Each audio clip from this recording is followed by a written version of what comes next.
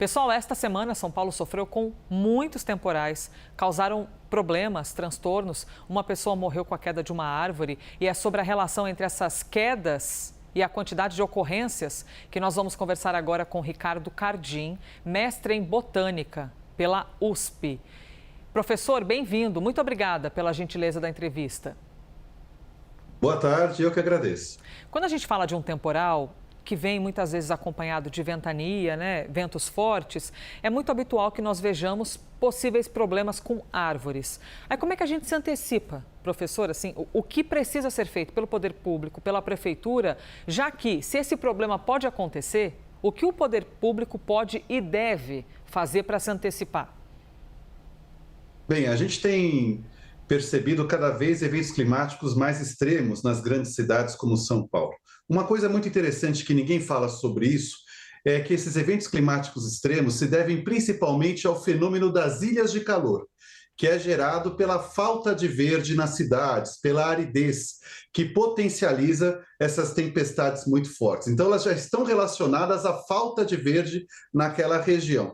E o que a gente percebe é que não existe praticamente manutenção periódica das árvores urbanas no Brasil.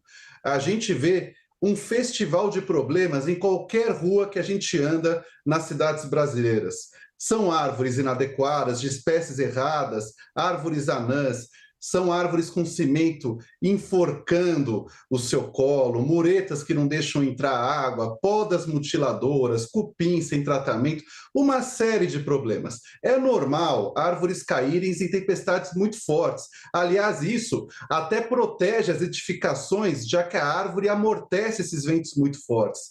Mas jamais cair tantas e na forma como elas caem.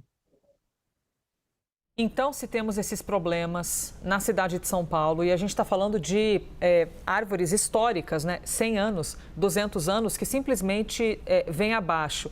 Nós temos acompanhado, inclusive, alertas da Defesa Civil, por exemplo, que ajudam as pessoas, professor, a se anteciparem. Olha, está chovendo forte, então não vou caminhar por tais lugares que podem ser alagados. E a gente tem previsão de mais pancadas de chuva no fim de semana. Então, é interessante até ouvi-lo sobre isso, da maneira como o senhor compreende todo o verde da nossa cidade. Quando você tem a junção de diferentes secretarias, ambientes de trabalho, para reforçar o cuidado aos seres humanos, visto que muitas árvores agora, você não tem como do dia para a noite dar conta de conter esse problema. Olha, cuidar das árvores é cuidar dos seres humanos em diferentes esferas, mas infelizmente o poder público brasileiro ainda não percebeu isso. Ele considera a árvore como um assunto menor, talvez uma decoração, mas não. Ela que viabiliza a vida nos grandes centros urbanos. E a gente vê um total descaso, um investimento completamente aquém do necessário para os desafios atuais das mudanças climáticas globais e regionais. Uma dúvida, quando as pessoas dizem assim, a cidade tem que estar cheia de árvores, vamos plantar árvores em todos os cantos. A essência disso é fantástica, que nós vejamos mais verde. Porém, o que eu quero compreender com o senhor, existe uma estratégia, ou seja, árvores que devem ser plantadas mais numa região, aqui não é bom para tal árvore. Existe uma estratégia que as cidades acompanham para saber que tipo de árvore é melhor em cada cantinho da cidade, até para ajudar a evitar esses desastres que nós estamos vendo?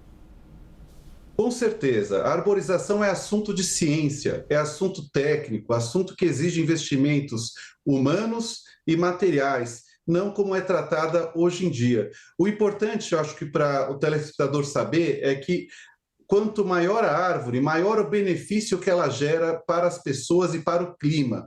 A gente precisa de árvores grandes na cidade, árvores que façam sombra, diminuam a temperatura, aumentam a umidade do ar, regula o clima, torna a cidade resiliente às mudanças climáticas. Então, são as árvores grandes, de espécies nativas adequadas e compatíveis com a infraestrutura, que vão ajudar a gente a sobreviver nas cidades. Mas precisa enterrar fiação, precisa plantar árvores nas vagas de veículos, reorganizando as vagas para a gente ter uma cidade realmente arborizada.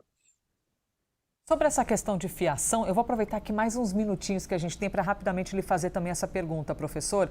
É muito comum que nós vejamos esse debate sobre o investimento que é imenso em aterrar essa fiação, né? Tirar um pouquinho do visual e colocá-la ali debaixo da calçada, da terra, onde quer que seja. Porque geralmente existe assim, um órgão diz, não fui podar porque a fiação estava no meio do caminho. Aí quem cuida da fiação diz, mas a gente não pôde fazer tal coisa por um outro problema. Ou seja, essa questão da fiação, que é importante para as nossas vidas, energia, telecomunicações e tudo mais, isso é importante. Mas a localização, se ocorresse um investimento, nós reduziríamos esse problema até com as podas das árvores, professor? É inevitável que a gente comece a enterrar a fiação, porque a gente está percebendo, e acho que nisso todos concordam, um aumento de tempestades extremas a cada verão. Talvez chegue nos próximos anos um momento em que em toda semana a gente tenha tempestades extremas. E a gente vai começar a ficar sem eletricidade em cidades como São Paulo, vai parar a economia, vai parar a vida das pessoas. A gente precisa urgente começar a enterrar a fiação e a investir. Quando eu falo investir, são centenas de milhões de reais na arborização urbana. É tratar ela com a prioridade que a gente dá para o encanamento de água e esgoto, do asfalto, da eletrificação. A gente não tem mais tempo. É urgente o investimento completamente diferente do que tem sido feito até agora. Professor, muito bom ouvi-lo, hein? Obrigada demais por ter conversado conosco aqui, trazido todo o seu conhecimento. O senhor que é mestre em botânica pela USP, Ricardo Cardim. Obrigada, professor. Bom sábado. Eu que agradeço. Até a próxima. Muito obrigada. Importantes as informações, né? Porque esse é um problema. A gente está falando da cidade de São Paulo, mas o Brasil não é a cidade de São Paulo, né? O Brasil é muito maior. Mas a realidade de São Paulo está espalhada em vários locais, em grandes metrópoles, nas capitais e também pelos interiores, que acompanham, enfrentam muito desses problemas com a queda de árvore e a falta de manutenção, né, da nossa vegetação.